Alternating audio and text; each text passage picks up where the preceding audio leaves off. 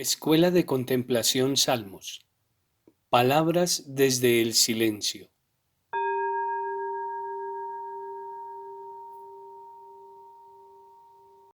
¿Quién es el que peca? El que peca no es ese rostro que yo descubrí en el fondo de mi ser.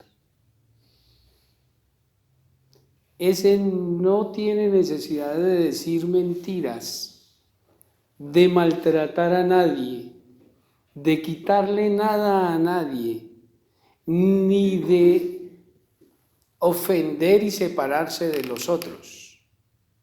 Ese, al contrario, me devuelve la unidad con los demás y me pone en mi verdad, verdad con mayúscula. En cambio, el falso rostro que yo he ido construyendo durante todos mis años en mi historia personal, ese que dice yo nací en tal parte, a mí me gusta la comida tal, a mí yo estudié tal, tengo tantos títulos y todo ese fulano es una construcción que se ha hecho para instalarse en el dinamismo social y que es necesaria. Claro, si alguien te pregunta, ¿aquí quién es el sacerdote? Pues me toca levantar la mano a mí. Claro, no hay nada que hacer.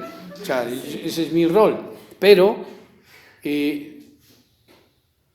es el modo como yo vivo en medio de lo social y tiene su identidad social. El problema es que ese gobierne toda la identidad. Entonces, ese fulano tiende a ser egoísta, tiende a dividir, tiende a sentirse superior a los demás, tiende a apropiarse, tiende al conflicto. Ese fulano es el que peca.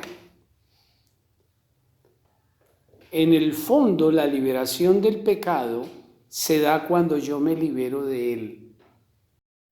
Las palabras que usamos en nuestra práctica buscan ser como un ancla que me ayuda a sumergirme en el profundo océano de mi alma.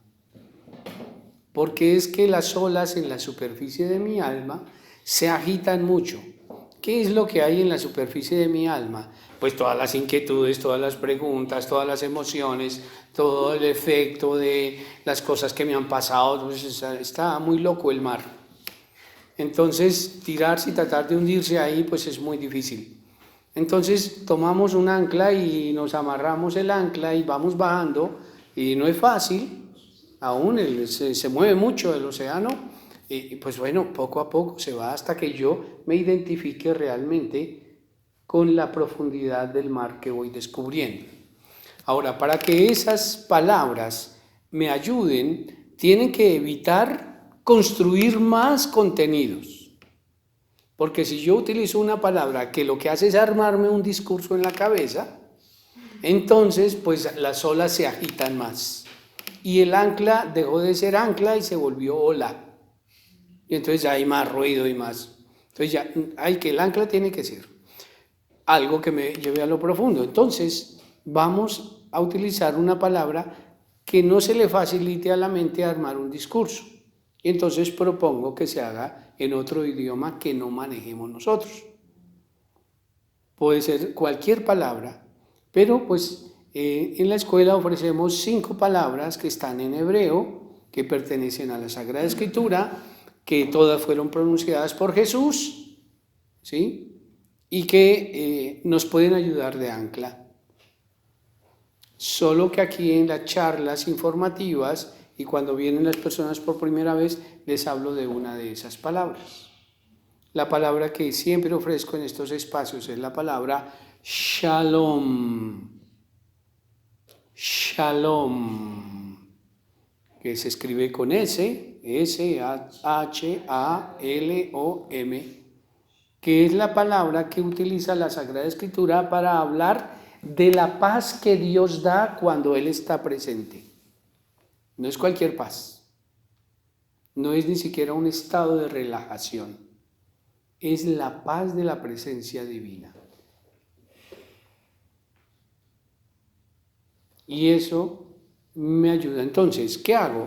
La palabra la utilizo con mi respiración. Tomo aire y durante la expiración internamente voy diciendo Shalom.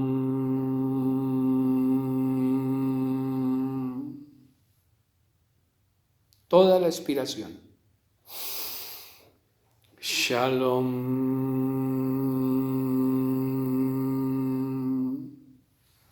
Entonces le presto atención a la palabra. Entonces enfoco mi atención ya no en los discursos, en las preguntas, sino en que yo esté repitiendo la palabra a ritmo respiratorio y me toco el abdomen, porque debe ser ojalá una respiración abdominal. Se infla y se desinfla el abdomen y yo estoy atento a eso. Y en postura de quietud. Parece una práctica egoísta, porque voy dentro de mí y voy a lo profundo de mí. Y me enseña todo el tiempo que uno tiene que darse al hermano, al prójimo. Bien, pero quiero que recuerden de las últimas palabras que les acabo de decir. Cuando descubro mi verdadero rostro en el fondo, descubro que es el mismo rostro de los demás. Y termino por eso amándolos a todos. Porque llego a descubrirme a mí mismo, a amarme a mí mismo, que termino amando al otro. Y entonces puedo comprender mejor lo que dice Jesús, que era un mandamiento del Antiguo Testamento, eso no lo inventó Jesús.